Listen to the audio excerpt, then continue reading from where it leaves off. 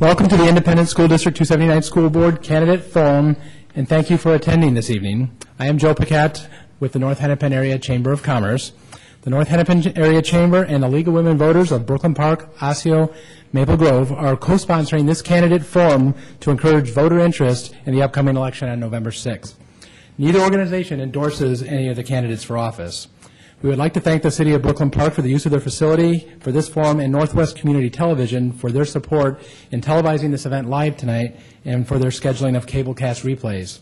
It is now my pleasure to introduce President Eleanor Johnson, representing the League of Women Voters for our area. Please welcome Eleanor. Thank you, Joe.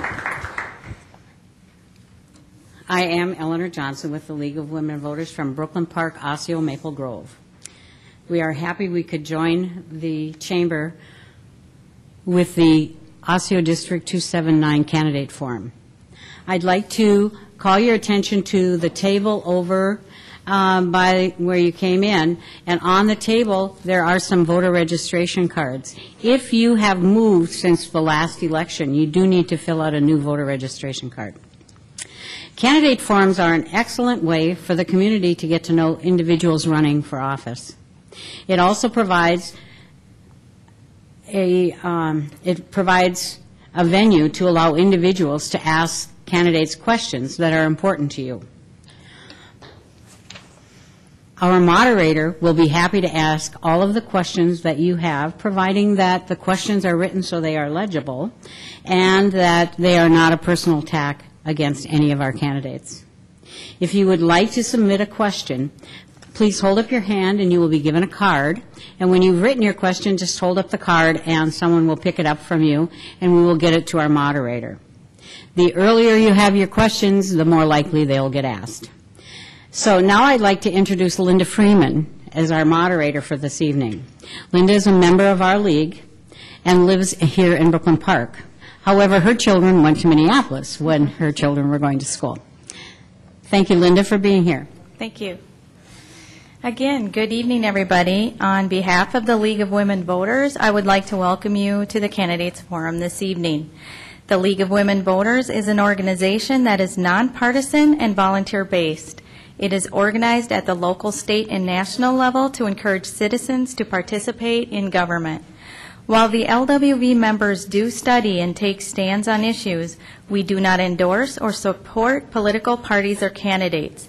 The LWV does encourage its members as individuals, as we encourage each of you to get involved in your community and the political party of your choice. However, the views expressed in this forum are those of the individual candidates and not those of the League of Women Voters.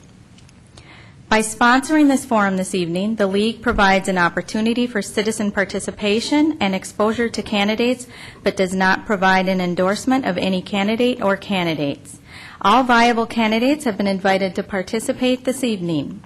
As we already said, tonight's forum will be for District 279 Osseo Area School Board, and the candidates will start with 4 of the 5 questions they received in advance, in which they have 1 minute to respond.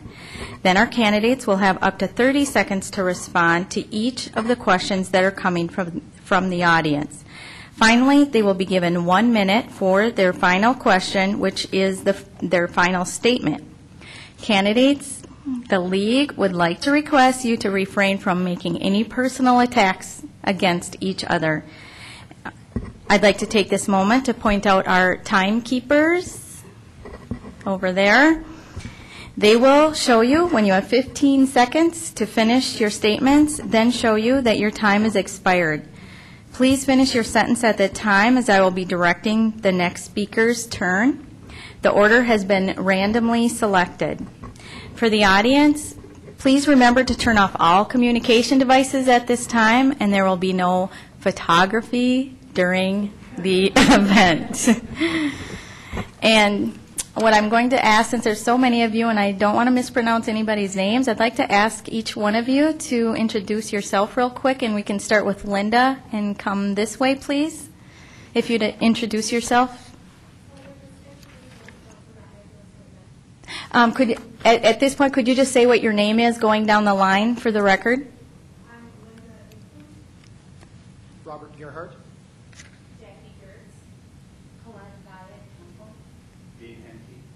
Okay, can everybody hear them okay? Are their mics on? Could you check to see if you have little buttons that you need to turn on? Check. There we go. There we go. There we go. And I'd also like to point out that unfortunately, Colette's last name is misspelled, and Hempel should be spelled P-E-L at the end, right? Okay. So let's get started. Question number 1. We'll start with Dean, Mr. Henke. Please tell us about your background and previous school district involvement that support your candidacy for this position. My background, 25-year resident of Maple Grove, married with 2 daughters, my wife Donna and Danielle and Lauren, both graduates of Maple Grove Senior High. I'm a Bachelor of Arts from Augsburg College in Minneapolis, 15-plus years as a financial analyst in the healthcare industry. I served as 1 year chairman on the fiscal committee for the Osseo School District. That was kind of the inauguration of the fiscal committee. I've served 9 years on the Osseo School Board, 7 years as a director, and 2 years as the chairman. And I also currently serve on the Intermediate School District 287 School Board. Thank you. Ms. Edom? I am a resident of Brooklyn Park. I have been since 1993. I have 2 sons who graduated from this school district, one in 1996 from Park Center, and the other one in the year 2000 from Osseo Senior High School. I am a master's degree social worker from St. Louis University, currently do emergency behavioral medicine for one of our local hospitals' emergency rooms. I've been involved in the school district since about 1997, worked on various committees, including the Multicultural Advisory Committee and the Community Collaborative Council. I also served on the school board for Osseo from January 2004 to December 2008. I've been involved as well as a volunteer board member on several organizations in Brooklyn Park as well as Minneapolis. Thank you. And is it Gerhardt? Mister? Mr.? Oh, we better take the A off of there. Sorry. Mr. Gerhardt. Thank you. For most of my career, I've been a professional problem solver. I have a bachelor's degree in electrical engineering. I have a master's degree in management, and I'm a registered patent agent. I'm a 3-year member of the Rice Lake PTO, a 2-year member of CPAC. I'm the Rice Lake representative to CPAC. And I've also served as a member of the district website redesign advisory group. I've been the district resident for over 14 years. I'm married. I've got 4 kids. And within the span of this next term, of those 4 kids, 3 of them will be in 3 different district schools. So I've got a real major hand in this game. And whatever happens at the board level really directly affects my family. Okay. And Ms. Gertz? Hi, I have been a resident of Brooklyn Park for 10 years and have just recently moved to Maple Grove. I have 5 children and a husband that I've been married to for 18 years. I have 3 children in the school district who have attended 7 different schools in the district. I am an insurance agent. I own my own agency with my husband and have done that for 7 years. My involvement with the school district, I have been on Edinburgh Site Council. I have been involved with the Edinburgh PTO on their board for 6 years. I was a part of the District Parent Advisory Council, the Special Education Parent Advisory Council, the Human Sexuality Parent Advisory Council. I've been a volunteer at Rush Creek Elementary, Weaver Elementary. Thank you. And next, Ms. Gaia Temple. Gaia Temple, thank you. Hi, I have a Bachelor's of Arts degree from the U of M in psychology with a minor in child psych. I work for Minneapolis Public Schools for the last 19 years now. My son attended Edinbrook Elementary, and he went on to go to Fred Moore Fine Arts through the Northwest Integrated School District, and then he went to Blaine High School for Center of Engineering, Mathematics, and Science, and he is now a student at Hamlin University in St. Paul. I'm married to Bill Hempel, and we've been residents and married in Brooklyn Park for the last 21 years. I've been involved with Edinbrook PTO, and I've spoken several times at the school board and stuff regarding our class sizes and our commitment to our students. Okay, thank you. And the second question, this time we will start with Ms. Edom, and it's, do you feel the district is doing a good job of educating its students and preparing them for post-secondary education or for entry into the workforce? Overall, I think the district is doing an excellent job in providing education for the students of Osseo School District. I do think that we all know there is a wide gap in terms of the achievement, and I think the district has put forth some practices to narrow that gap. So overall, I think the district is doing what it believes is the best thing for our students. I think the district has been genuine in their efforts to move students along and help students to be successful. I think we have, a way to go, but I think the effort is there, and I think the interest is there. Thank you. Mr. Gerhardt? The short answer, I don't think so, no. The long answer would be is that I'm basing this purely on numbers. I don't think the district is doing a terrible job, but according to the Minnesota Department of Education, while 72% of our students are meeting or exceeding the standards for reading, only about 53% meet or exceed the standards for math, and only about 44% are meeting or exceeding the standards for science. And as an engineer and a parent, that particularly troubles me. But I also think that we need to do more than just teach our kids facts and figures. We need to teach our kids how to become effective thinkers. If we want them to succeed in the information age, we need to teach our kids how to be creative and how to think for themselves. And unfortunately, our schools aren't really structured to teach them to do things like that.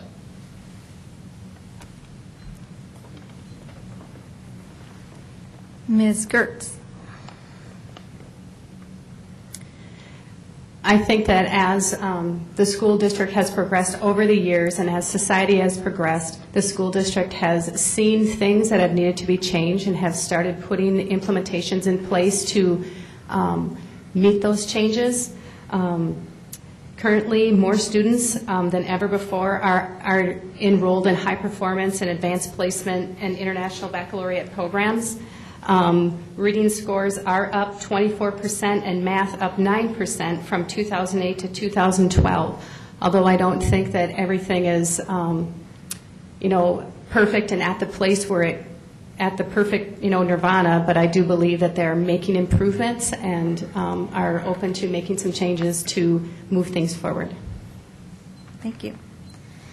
Ms. Guyett-Hempel? I believe that our teachers and our staff are doing the absolute best that they can. I don't believe we as a district have connected with parents to be the partners. I don't believe that we're preparing our kids with enough electives. Other school districts are providing far more credits. We'll receive 33.5 year-long credits by going to Anoka Hennepin. His friends that stayed in the district that had gone to Edinbrook have 24 year-long credits. This isn't what our teachers or our staff can do, but it is how the board budgets the money. It's making the decision that the class sizes are important, that the connecting to kids, giving them areas of their interest is the most important things. This has come out from DPAC, and it's come out from Mission Forward. Thank you.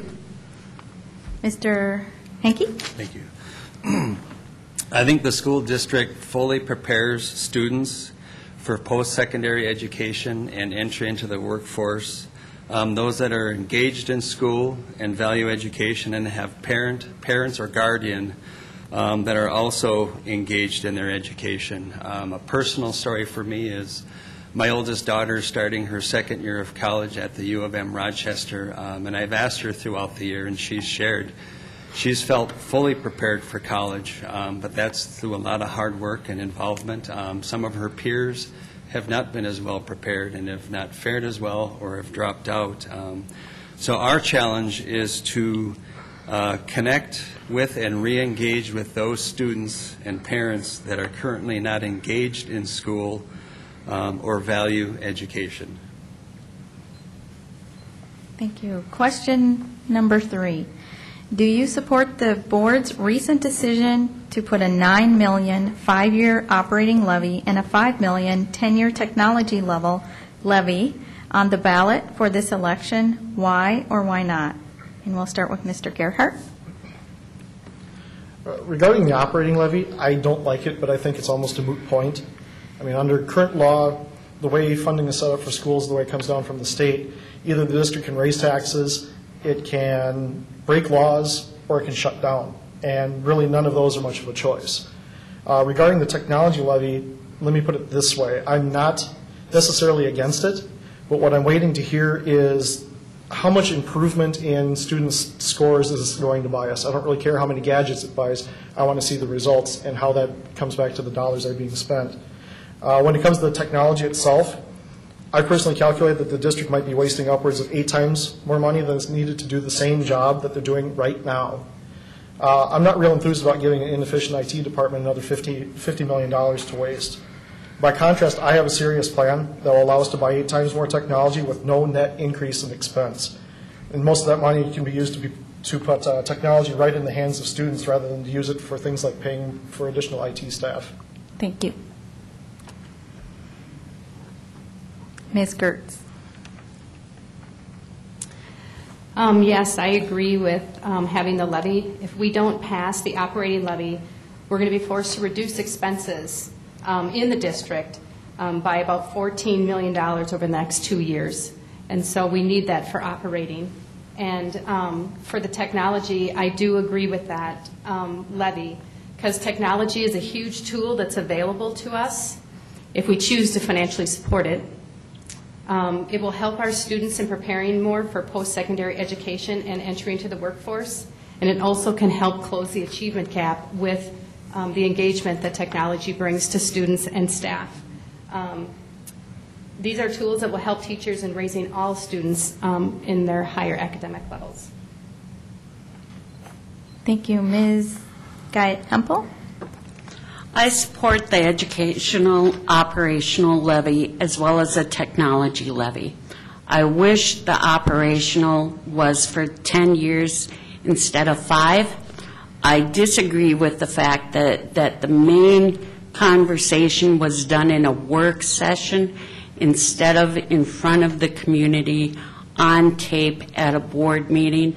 I don't appreciate the fact that there was an attitude that 5 years will create a tension with our unions. In all reality, we're still going to face cuts. We did already this year. There were more teacher positions cut again. And so even if the levy passes, we're really tight. And unless there's priority changes, it's not going to get better for our classrooms, and the electives aren't going to happen. Thank you. Ms. Edom? I agree. I mean, I believe that we need to adequately fund education. I always believe that it costs more to educate or it costs less to educate than it does to incarcerate. So we either spend now or we spend later. It costs approximately $42,000 a year to incarcerate someone. That's not nearly what it costs to educate. So I do believe that we need to put the money into the school districts to educate our children. I also believe, though, that we have to show some kind of outcome for all children. And I'm just going to tell a brief story to get my point across. I was once told that a guy called a plumber came over, tore up a bunch of pipes and did a bunch of stuff, charged a lot of money, and the problem still existed. He called another plumber who simply... I'm sorry, Linda. Oh, Ms. Edom. Okay. And Mr. Henke. I support both levies. In the past 3 to 5 years, additional revenue from the state of Minnesota has been very limited or has shown no increase. It's even in other industries, it's difficult to operate with no additional revenue coming in. With that said, I support the request for the 5-year levy, and the reason for that is the shorter time frame, in one person's opinion, helps with our ability to manage a sustainable budget over a period of time. A shorter time frame keeps us focused on our budget and helps us to be more aware of the long-term commitments that we are creating in our labor contracts, which comprise 80 to 85% of our budget. The technology dollars would help generate and provide students with sufficient technology capabilities, classroom technology, smart boards, overhead projection, to name a few of the things. Also improved IT infrastructure. Thank you. Question number 4. The 2011 National Assessment of Educational Progress found that the achievement gap in Minnesota is the second worst of all 50 states.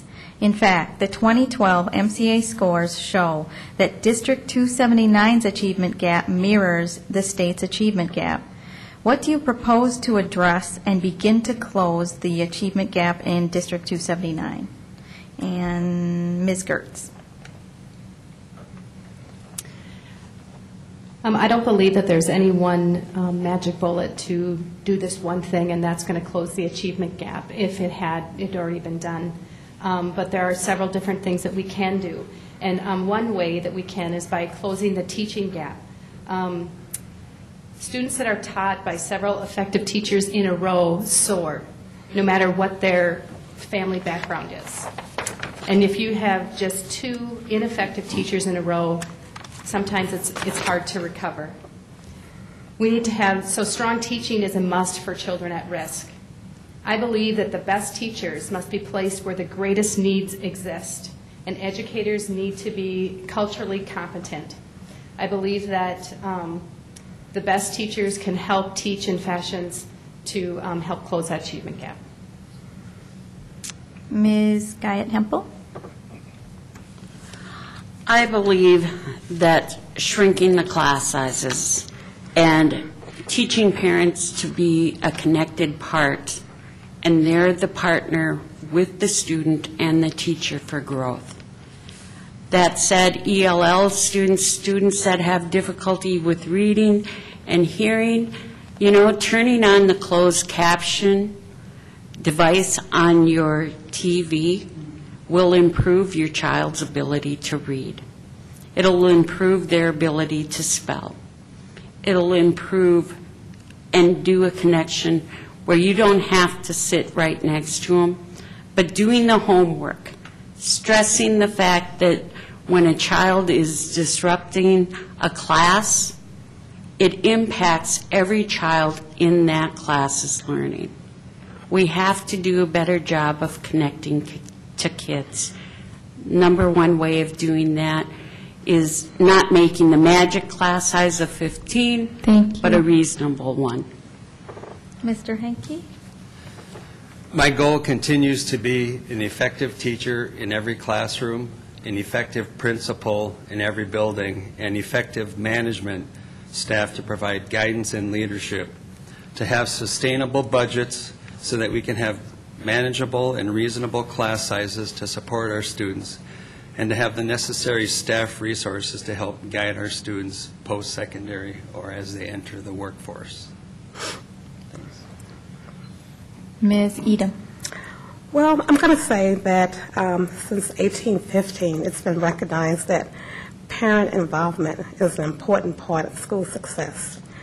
In fact, there is a study that was done by the Michigan Department of Education where 86% of the general public believe that support from parents is the most effective way to improve school success.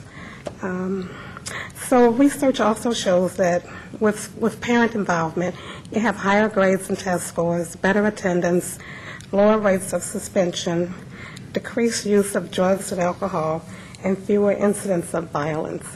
So that being said, I think the more intensely parents are involved, the more benefits we get in terms of academic achievement. So I really believe, and I've said it many, many times as a member of the school board, that we really need to find some creative ways to engage parents. We need to look at who are the kids that are not achieving and engage those parents in some kind of way. Thank you. Mr. Gerhardt. I think we need to individualize the learning experience. No one size ever fits all. And every student has different needs, but our current classroom model pretty much forces us to treat all students the same no matter what. New York City is experimenting with a system called School of One. In the School of One, the academic needs of every student are analyzed, and technology is used to find the best matches between the student, teachers, and curriculum. The curriculum is adaptive. It creates a unique schedule for each student every day, and this way individual students get moved ahead only after they've demonstrated their own individual mastery of a topic. These schools operate in big, large open spaces that enable different ways of learning to happen. Some students work with teachers, some work with tutors, some work individually, some work in small groups. And the teachers are used more effectively because much of the time that's normally spent on lectures and quizzes is offloaded to the technology, which gives the teachers more time to provide hands-on help to individuals in small groups where they can really put their passion and creativity to work. Thank you. Question number 5. Annual teacher layoffs have become a common practice for many school districts. Do you support the district's current layoff policy, or would you like to see it change? Please elaborate on what you would change or why you favor the current policy. And we'll start with Ms. Guyot-Hempel.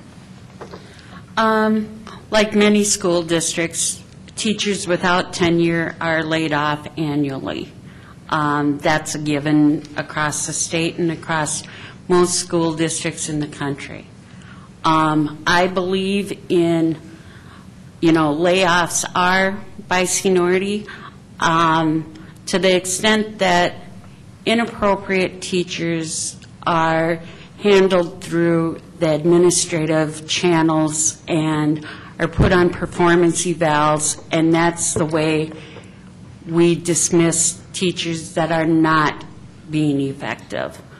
I do not want principals and others saying, you know what, looking at the pay scale and cutting teachers with the most seniority, or cutting teachers because they've been willing to speak up on behalf of the students. I think that we succeed, like our strategies, that through the best way is diverse opinions. Thank you. Thank you. Mr. Henke? I do not support the current practice and have been working hard to change it. Annual teacher layoffs are the result of budget cutting, which has its roots in unsustainable budgets. And my definition of that is year-over-year expenses exceeding revenue. I do not support seniority-based layoffs. Some people call it last in, first out, as it does not take into account the effectiveness of the teacher. Okay, thank you. Ms. Edom? Well, naturally, no one wants to see teachers get laid off at the end of the school year. A lot of teachers are laid off because they are not tenured and because the school district is not able to, sustain those teachers in the upcoming school year. And unfortunately, a lot of good teachers, end up in that layoff pool. At the same time, it has to be fair, and I think doing it by seniority is really the only way to do it. I think if there were other ways to do it, I don't have that magic bullet to solve that issue, but I think doing it by seniority is probably the best way. Thank you. Mr. Gerhardt? Let me read you the district's entire policy. It states, in its entirety, the termination or non-renewal of any teacher on continuing contract will be conducted as outlined in Minnesota statute. That's it. So what we do is we defer to the state, which is as Dean said, first in, last out system. When cuts need to be made, the least seniors get cut first. It has nothing to do with skills or performance. I had one of our principals tell me a story about staff cuts that he was forced to make. He complained that he could have kept class sizes a lot smaller by hiring 2 young teachers, but wasn't allowed to because policy wouldn't allow him to cut even one higher-paid senior teacher in exchange. Before the whole public union uproar in Wisconsin, they had a similar policy. In 2011, Megan Sampson was named the outstanding first-year teacher by the Wisconsin Council of Teachers of English. 1 week later, she was fired in a round of budget cuts. That similar policy sacrificed a teacher with recognized talent just to preserve the job of another, based on nothing more than seniority. How does that help our kids or our budget? Thank you. Ms. Gertz? Hiring and reducing staff happens based around student increases and decreases. Layoffs are not in a policy or a policy. Just like Bob said, it has to do with legislative, the things that happen in the legislature. So things need to be changed in that avenue, and the school board has to comply by laws. And so, and I don't believe anybody wants to lay people off as a common practice, but when budget cuts come down, 80 to 85% of our budget is salaries and benefits for staff. And so when cuts are made, this happens to be one of the places that it's made. Thank you. Now we're going to take the questions from the audience, and just to remind you, those will be the 30-second answers, and we'll remind you at 15 seconds when your time is almost up. So question number 1 from the audience will go to Ms. Guyette Hempel. What is your opinion regarding the impact of teachers' unions on education, specifically in the Osseo district? I believe that our teachers work very hard. There are individuals that exceed excellence in teaching and exceed excellence in the time that they volunteer to our students. We as a community have to realize that our people that work for us are an important part of the education process, and they work for our children. Thank you. Thank you. Mr. Henke? The union, well, within the state and within our school district, it's, in state statute, it's there. There's a lot of statute that gives them a lot of rights. With that said, it's a group that's formidable to work with and negotiate with, and so we continue to work with them and try to make progress in areas that interest the board administration and the teachers. Ms. Edom? Well, I think that teachers work really hard, and I don't think that we can ever pay teachers enough for the work that they do. And I do think unions are necessary to protect the interests of, people in the workforce. But I also believe that there has to be some type of balance that gets struck between, teachers and administration and the school board. I don't think that one should dominate or dictate, and I think sometimes we feel that unions are... Thank you. Oh, okay. Mr. Gerhardt? I think we need to make sure that we draw a distinction between teachers and the union. I have no problem with the teachers, but when the union is able to generate enough power to codify its will at the state level, that gives them a really unfair advantage against an individual district when it needs to make policy changes.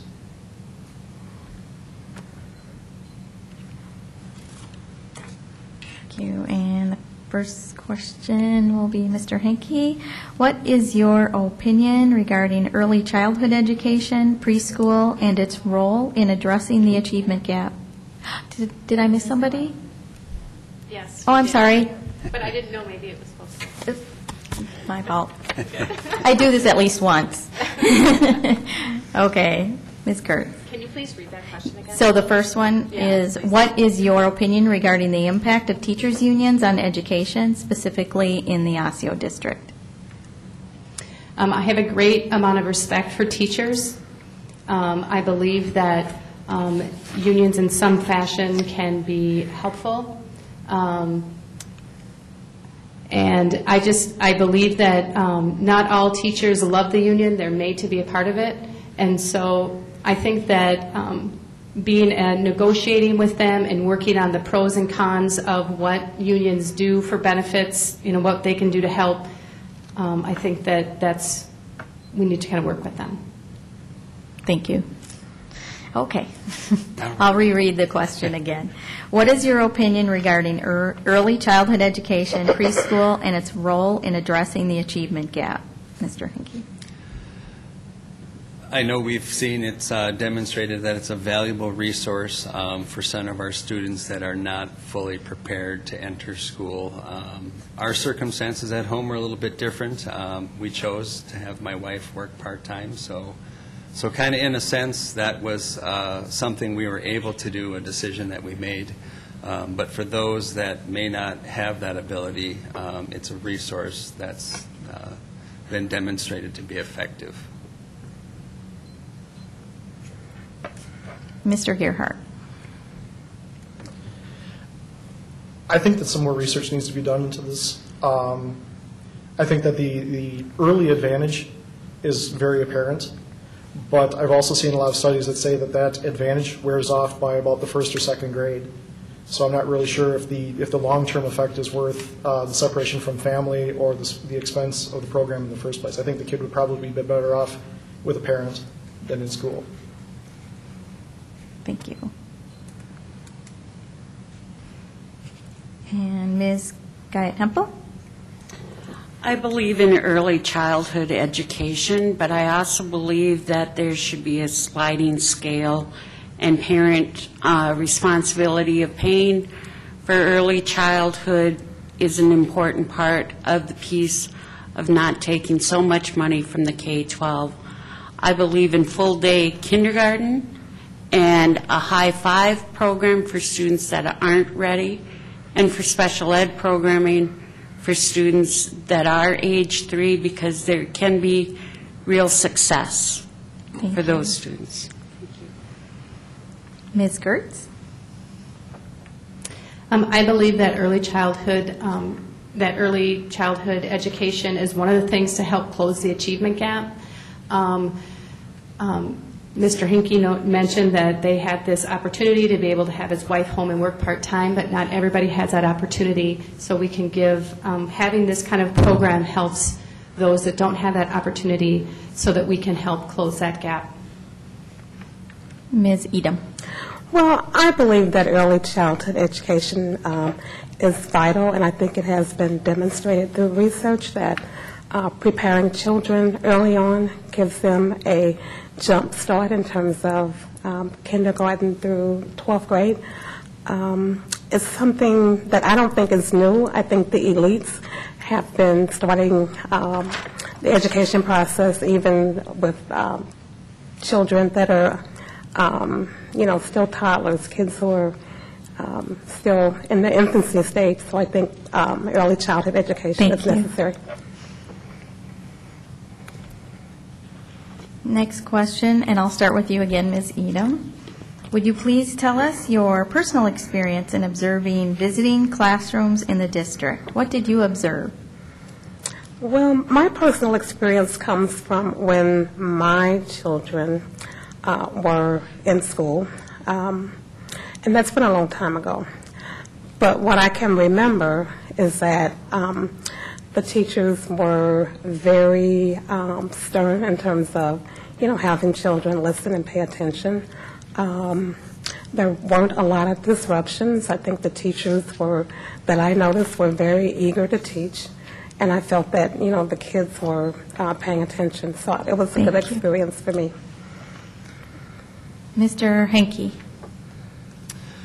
Well, for me, those days have been a while ago. Most of my interaction with the teachers would come after school with conferences and whatnot. On a few occasions, right after school to talk about the performance of one of my daughters in a program. So found the teacher fully engaged.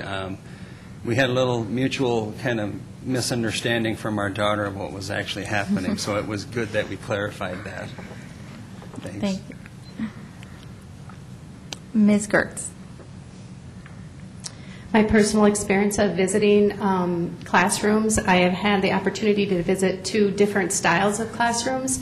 One that was more traditional, and then one that was different, like more hands-on learning and things like that.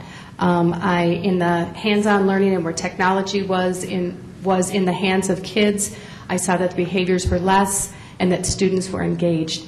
And it was just, it's not that either one was bad or, better than the other. They were just different. Thank you. Mr. Gerhardt. Well, I'm the primary breadwinner in our family, so I don't have a lot of daytime hours to get into the classroom, but I was invited at one point to come and speak to one of my daughter's classrooms about a current event situation that I had lived through a very similar event years in the past, and was able to come in and talk to the kids and actually bring personal experience into what was happening in real time. And I think that was of a real value to these kids to be able to make that connection instead of just reading it out of a book. Thank you. Ms. Guyette-Hempel. I always felt invited into our classrooms and on field trips. I always saw a connection of the staff were happy to have us there as parent volunteers, and connecting to kids, making them feel that their learning was important, whether it be somebody else's parent or not. It's connecting to the kids, and that helps them to realize somebody liked my project. Somebody wanted to help me. That's what our teachers do best. Thank you. Next question. Osseo Area Schools is in the 2nd year of standards-based grading implementation. What is your position on standards-based grading? Please explain. And we'll start with Ms. Gertz.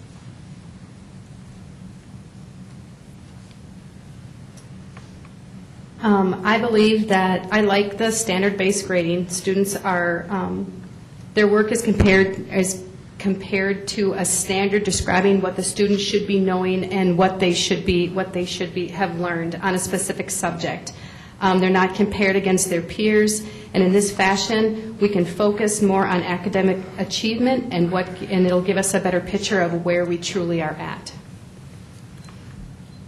Ms. Edom? Well, based on what I know about standards-based grading, I think that it can be very helpful in terms of assessing where individuals are at with a particular subject and reassessing to make sure that they are learning, and if they're not, providing them with additional instruction to get them to the point where they need to be by the end of the term. Thank you. Ms. Guyette-Hempel? Standards-based learning has always been a process of the education in the state of Minnesota. This new system is just that. It's just a new system doing the same thing. Now, I do like the rubric thing where students know what's expected, but our teachers have been teaching for standards and by the state guidelines for a long time. And sometimes some of this is extra paperwork. It's just a different form. Thank you. Mr. Gerhardt. Oh, how do I keep this to 30 seconds? I like the idea of standards-based grading. I understand the idea and the philosophy of standards-based grading. I think it's an extremely fair and could be a very effective system. However, I think the implementation so far has left a lot to be desired. I think it was rolled out maybe a little bit prematurely. I'm hoping that we get there this year and can really turn it into a successful system. Thank you. And Mr. Henke. I support the standards-based grading. I think what differentiates this from others is that it focuses the curriculum on the standards, and the mechanism is in place to circle back to find out if they actually learned the standard. And I would agree, we've had our struggles with the implementation, and we're working, with administration and staff to get those kinks worked out and the implementation done well. Thank you. Next question. How will you represent taxpayers who have no children in our public schools? And that will go to Mr. Gerhardt. Well, I think regardless of whether people have kids in the district, there's still an obligation to educate these kids, mainly because these are going to be the kids that are going to come back and support the tax base in the future. We're passing the torch to the next generation. To protect them, I think the one thing that needs to be done is to keep a very, very close eye on how the money is spent and make sure that we're spending it on the most effective topics that get these kids into those positions rather than maybe get distracted by other things. Ms. Gertz. I believe that the kids do have an impact on the people who do not have children's future, because they are part of what we're raising up are going to be people who are working in the workforce and taxpayers and people who are giving into our communities. And so I think that them putting into it, financially supporting with levies and whatnot does help them as well. Ms. Edom.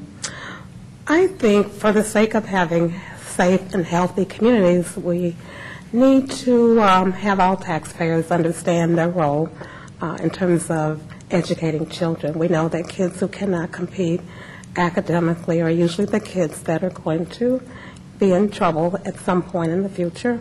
So I think it's all of our responsibilities to make sure that our children are getting the best education possible, and if that means paying taxes, I think most people would agree to do that.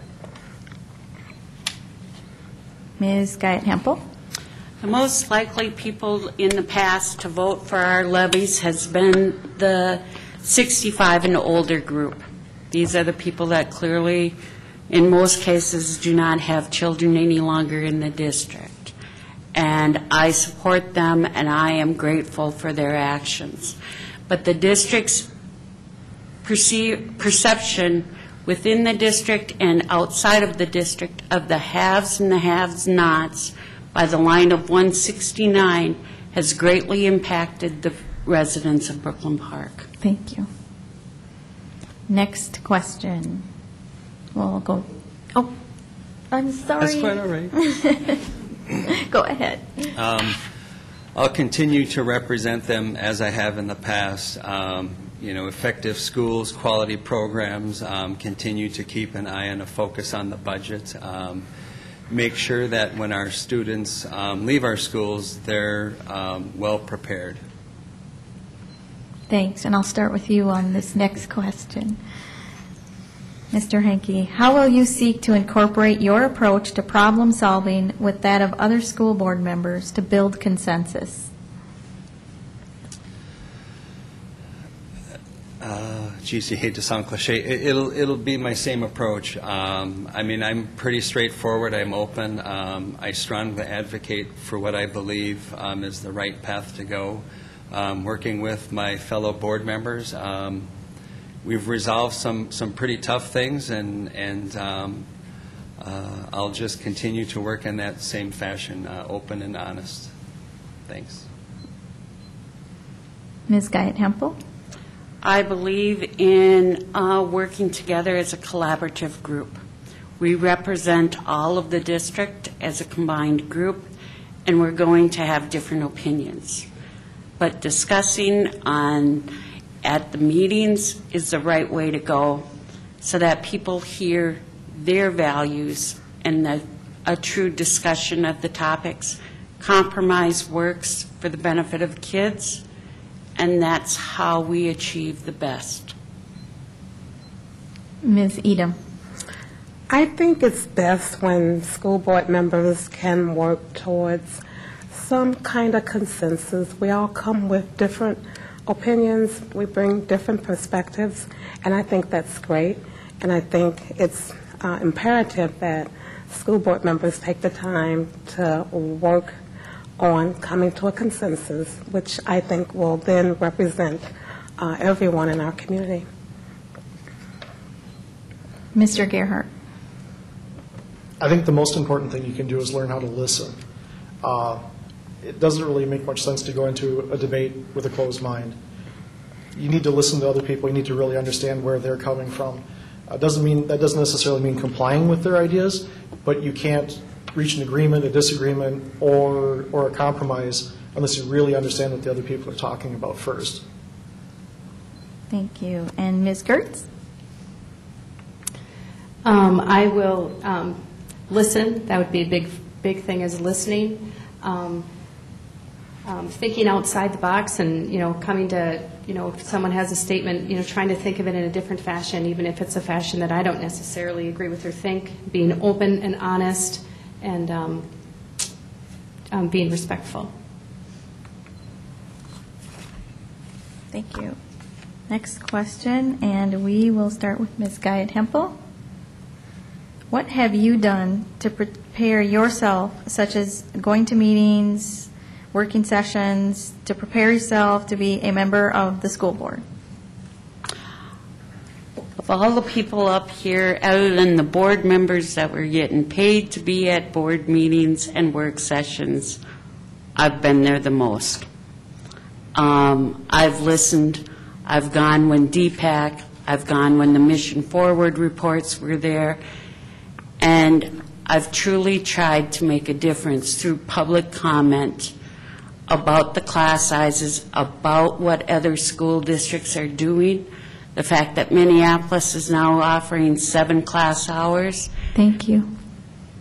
Makes a difference. Ms. Gertz.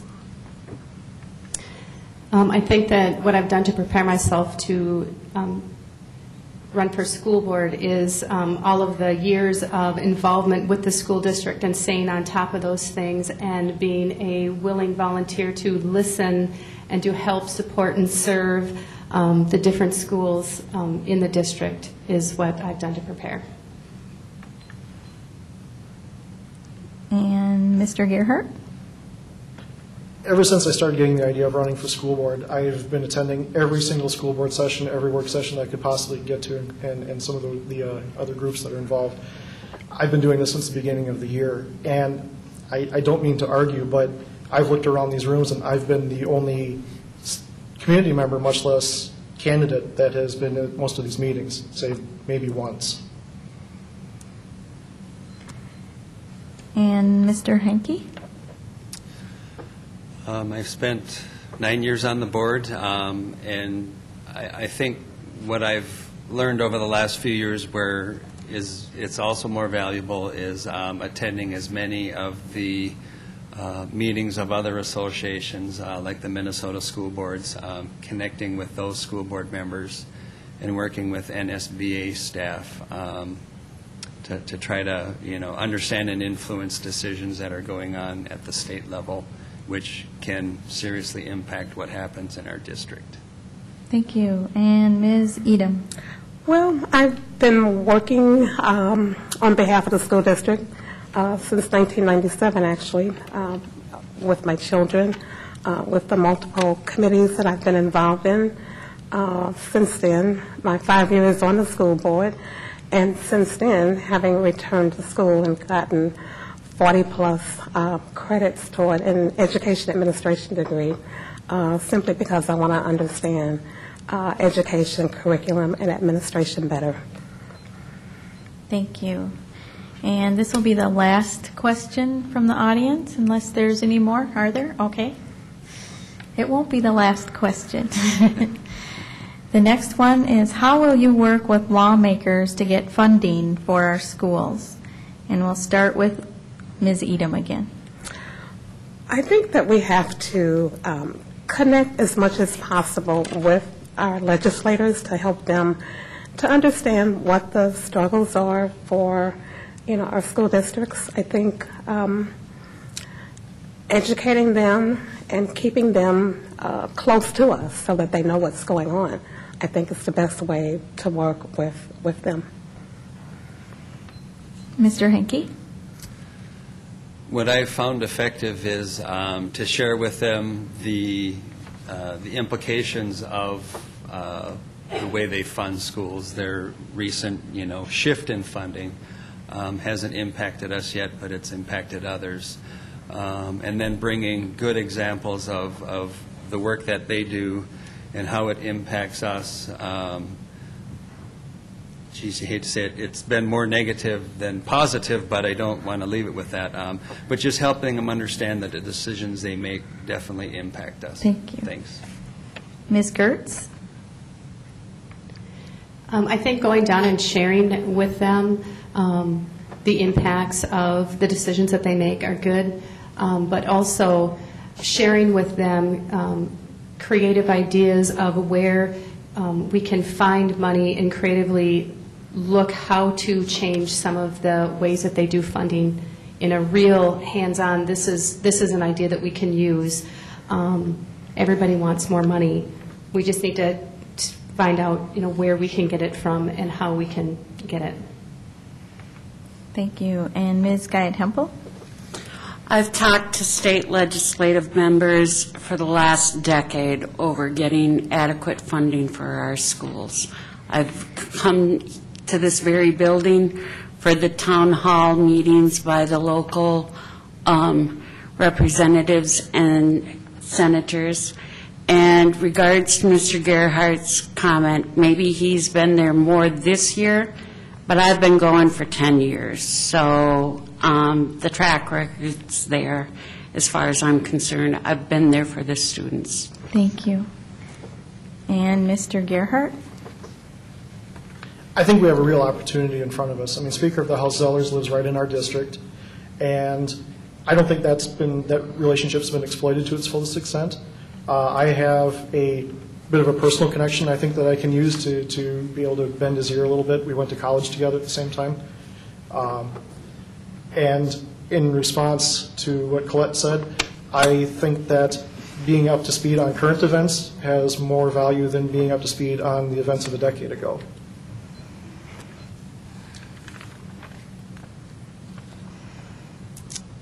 Next question. How will this time commitment fit into your busy schedule? Please elaborate. And we'll start with Mr. Henke. Well, it has fit, and it's probably actually going to be a little bit easier. Both my daughters are now at college, so, geez, it gives me even more time. It'll fit. I've made it fit, and it'll fit going forward. Thank you. Ms. Edom? Well, I do have a busy schedule, but I've always had a busy schedule, and I was able to fit it in before, and I have no doubt that I'll be able to do that now. I know that board meetings have gotten shorter, and in fact, when I was on the board, I actually know that we had board meetings that sometimes went to midnight, and that's not happening now, so I think it's going to be easy. Thank you. Mr. Gerhardt? I know I can do it because I've been doing it, and I've been doing it while I've been working full-time. My wife works full-time. We have 4 kids. I was going to school to get my master's degree. My wife was going to school to get her degree, and I was able to fit in all these school board activities with time to get up to speed during that time. I'm now done with my master's degree, so I've got that extra time, so I was able to do it before, and I've got even more time to do it now. Thank you. Ms. Gertz? Being self-employed, I have a little bit of that flexibility to be able to move my time around. Also, my family knows that this has been something that I've always really wanted to do. They know that it's a passion of mine, and so my family is willing to help and to support me in making sure that all of this works out and that it all can be done. Thank you. Ms. Guyette Hempel? Regards to the comments of not knowing current events, I work for Minneapolis Public Schools. My son graduated from Anoka Hennepin High School system. I've attended board meetings. I stay in connection with the Sun Post. And as an empty nester, I will attend all meetings. I believe that school board members shouldn't be getting $700 a month for about 10 hours work and then saying our staff are getting too much money. Thank you. Next question. Do you feel the Osseo School District is managed well financially? We'll start with Ms. Edom. Is this a 30-second question? These are still the 30-second questions. I think the district is doing the best it could do given the circumstances. I'll go back to my statement I wanted to make earlier about the plumber who comes over and tears up the pipes and costs, $10,000. Calls another plumber, he comes over, he listens to the pipe, taps it with a hammer, problem fixed, $100. So I think we just have to strike a balance between what we're doing and the money that we're putting out to make sure that we're getting an outcome. Thank you. Mr. Gerhardt? Well, like I said earlier, as part of my master's degree, I did a financial analysis of one small area, admittedly small area of the district, and found out that they were spending anywhere from 2.5 times too much money to do exactly what they're doing now to as much as 8 times too much money to maybe think outside of the box a little bit and do things different. And the thing that occurs to me is if we're missing that kind of expenditure in these small areas, what would happen if we applied that kind of focus to other areas in the district? What kind of extra wasted money could we find? Ms. Gertz? I think that with the mandates and the legislative things that come down for the school district, I think that they do a fine job with what they have with the things that they can control. Thank you. Ms. Guyette Hempel? I believe we could make some different choices for the priorities of our students. There are some areas that we spend money that could be directed as parent responsibility for expenses. There are ways of making cuts like Mr. Gerhardt has suggested. We need to look at what our class sizes are, what our electives are, and the opportunities for academic success we give our students. I don't feel that we've been perfect about it. Mr. Henke? I've learned that we don't all have a common understanding of what managed financially well means. Personally, I've not always felt we've managed it well. But with that said, when it comes to our audit, which is how the dollars are recorded, done extremely well. And so that's thanks. And next question, I got everybody right. Do you feel, how can local businesses support our schools? Mr. Gerhardt. Well, one thing I think we can do is maybe adopt a model of internships or some on-the-job training programs. I have to admit that I'm not really familiar with anything that might be going on right now, but I think that's a direction that we could definitely go in to introduce our students into the workforce, into the working world, and really see what they're up against. And for the record, I don't recall that I said anything about cuts. Ms. Gertz.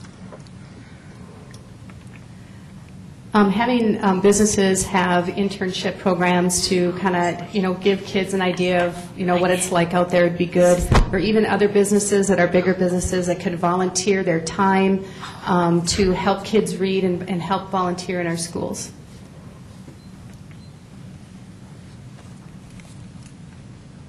Ms. Guyot-Hempel?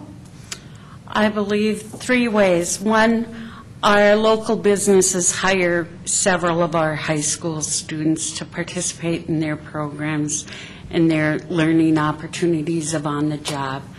I believe, when they do their fall campaigns, the United Way allows us to designate the recipients for 85% of the money.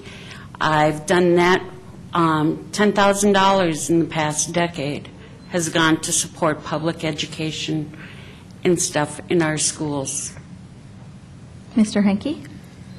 We currently do have some very unique opportunities, business partnerships within the school district. I think our challenge is finding out what the needs of the schools are, the students, and then the interests of the businesses and kind of getting that partnership formed. And Ms. Edom? I think that businesses and schools can collaborate together to come up with activities that students can engage in to get familiar with the workforce. I think it's particularly important to connect students with opportunities that are of interest to them. I think that's one way that we can partner with the business community. I do know that the businesses in the community are active with the school district, as evidenced by the gifts to the district. Thank you. So I think we are Thank you. getting, okay. Ms. Gertz, would you support expanding magnet schools? Why or why not?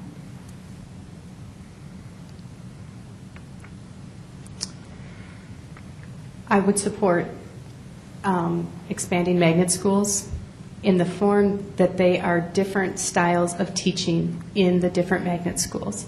Not all children are the same type of a learner. Some kids are hands-on learners. Some kids learn in different fashions. And so I support the magnet schools because they do teach in other fashions that are just the traditional way of just sitting at your desk and learning. Ms. Guyot-Hempel? I firmly believe in magnet schools. It's about providing choices within our public education so that students aren't leaving for charter schools. My son is an excellent example of a child that had a speech impairment that was severe and was able to participate in the play. He was able to do football and letter 2 years in a row at Blaine and be in the state tournament. And even though he was from outside of their district. Thank you. Mr. Henke?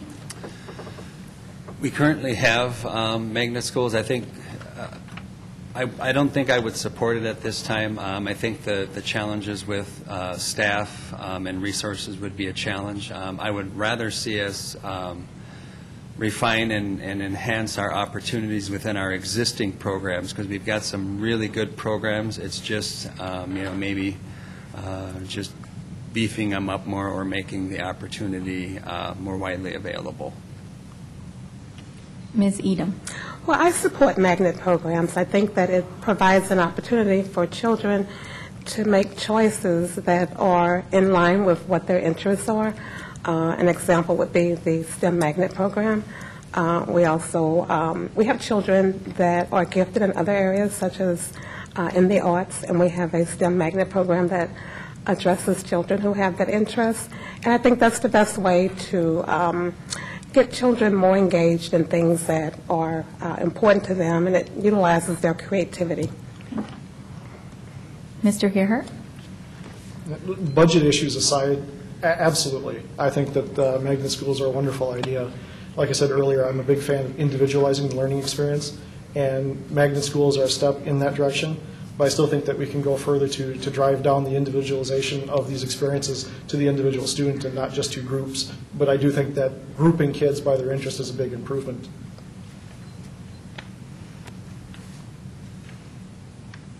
Ms. Guyot-Hempel, what are your suggestions for increasing parent involvement in their children's education? I believe that we need to connect more with our parents and doing more open houses, doing things that, teaching them about the iPads in an evening, or giving them the technology tools that they don't know how to use so that they can better help their own students. Many parents might want to learn how to do a PowerPoint because they didn't learn as a child themselves, or use that iPad. Thank you. Mr. Henke. It's been a challenging question for many years. I would say continued communication to parents, outreach within the community, and just trying to help them understand the value of education for their students. For some parents, it may not be highly valued, but to help them understand that it's a value for their students is where I would go. Ms. Edom? Well, I want to say, first of all, hats off to the parents that are already involved in the academic needs of their children. But for that population of parents that aren't involved, I think that we really have to come up with some creative ways to engage, all parents. All parents want their children to succeed. And we have to develop a rapport with parents to get them on board with meeting the academic needs of their children. And that's something that we're going to have to do regardless. Thank you. Mr. Gerhardt? I think it's been proven time and time again that the more parents are involved with students, the more effective their learning experience is. And the more effective their learning experience is, the more value we're getting for our tax money that we're spending for this education. I think one thing that we can do is improve the school's transparency so parents are more connected to what's going on day to day in the schools. I think we have real opportunities. Like right now, work sessions aren't videotaped and they aren't broadcast. Even the school board sessions, which are recorded, are buried on the school's website, and it's not real easy to find. Why aren't those things easy to find on YouTube where everybody knows how to find them? Thank you. Ms. Gertz? I think having more barbecues and things like that where they feed come and bring everybody and come have an open house, and they'll feed people when they're there, feed the parents when they're there. I'm doing things like using the phone system where they send out messages to all the families, whether they're English teachers, math teachers, explaining things to the parents, what's expected on a daily basis, so that it doesn't just come up at conference time, that people can have an expectation ahead of time of what's required. That helps that connection to the parents and the teachers. Thank you. Next question. Why do you want to be a school board member, and what impact do you hope to make on the school district? Ms. Guy-Hempel.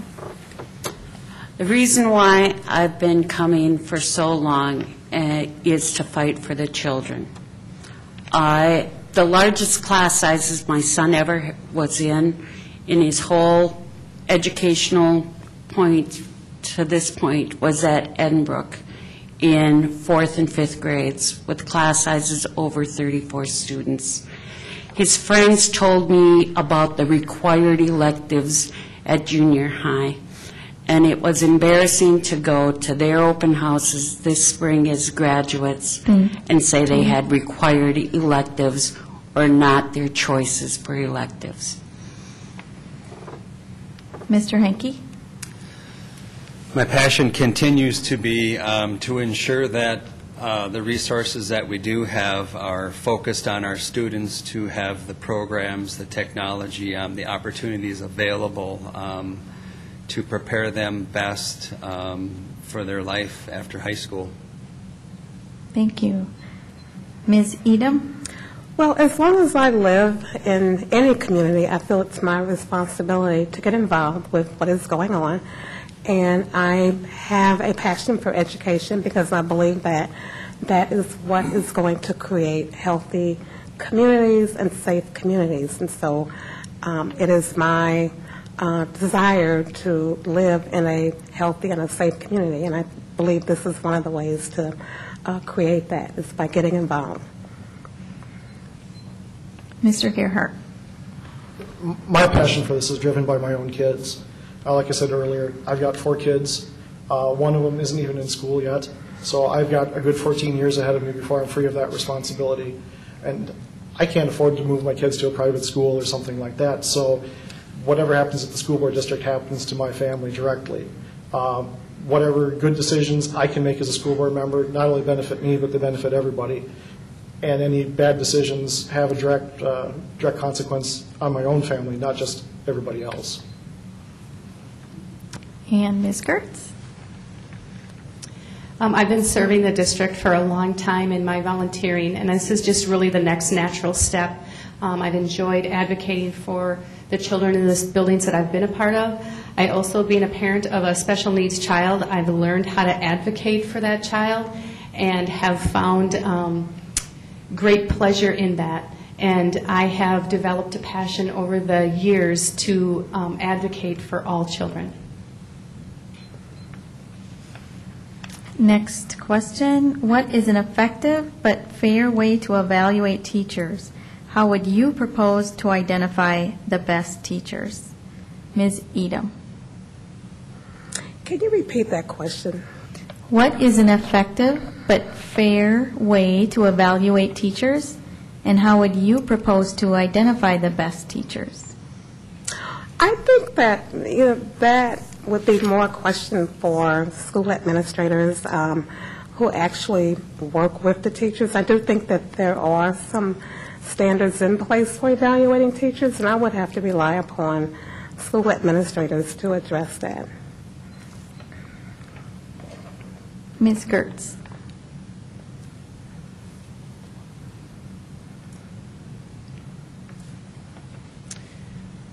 I think that an effective way to evaluate teachers is not like an easy one-answer question. I think it's a very complex question. I think that the needs of all the students and the makeups of all the different buildings make it a very complex thing where you have to take a lot of different things into consideration in doing evaluations and how you come to determine how you want to evaluate a teacher. Ms. Guyot-Hempel. There are many pieces to the puzzle. Students' performance, parent evaluations, principal evaluations, student success of learning the material on the standards is important. But we must remember that a class changes from year to year, the parent's commitment to the student learning, and the student's general ability can change. This drastically impacts us. The NCEA math and science tests are at a point where, for the senior high, where students aren't achieving based on the test alone. Mr. Gerhardt. Well, student testing obviously has to be a big part of it, but I don't think it should be a single test, a single MCA score per year or two or whatever. It needs to be aggregated across a lot of tests taken repeatedly. It would be very unfair to ding a teacher just because one or two kids had a bad day and didn't test well that day. That's not what real life is like. But I think another aspect of it is we need feedback from the students and from the parents about the teacher's performance. Teaching is an incredibly hands-on job. And if you don't have that human connection, that bedside manner, so to speak, it really affects your effectiveness as a teacher, and that should be evaluated as well. Thank you. And Mr. Henke. I think a blend of the students' annual performance, standardized test scores, growth scores over time, and classroom observation would be a fair and effective measurement. Thank you. And now we will go to the final wrap-up question where you can summarize yourself. And we will start with Ms. Gertz.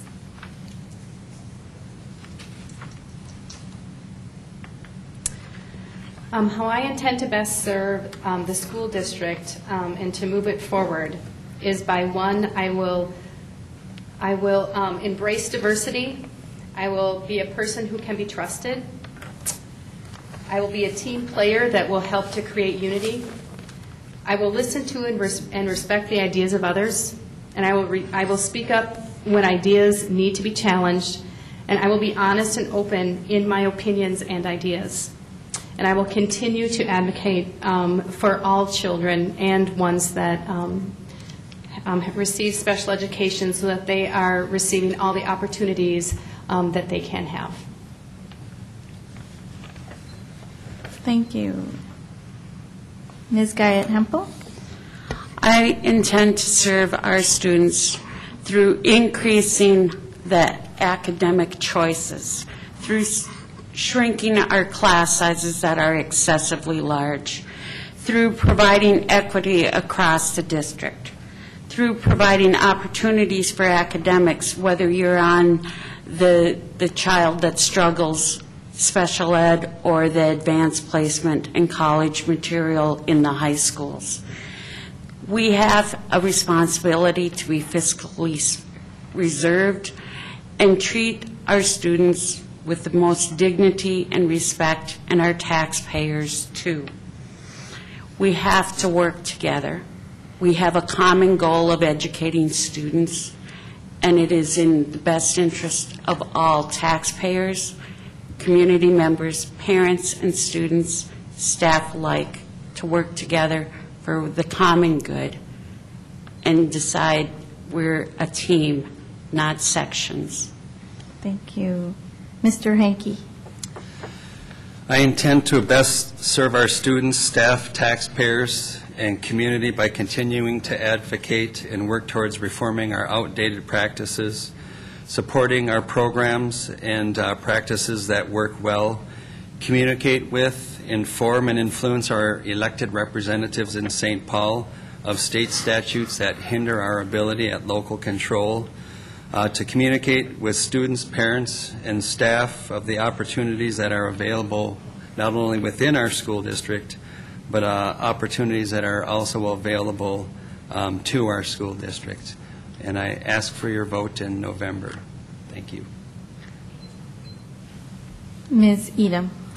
My goal in working with the school district is simple, and that is to assist the district in accomplishing its mission.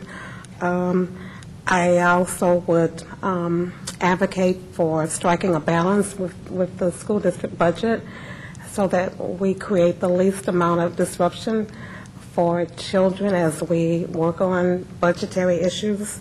I believe that we need to engage our parents more. I think we need to be creative in doing so.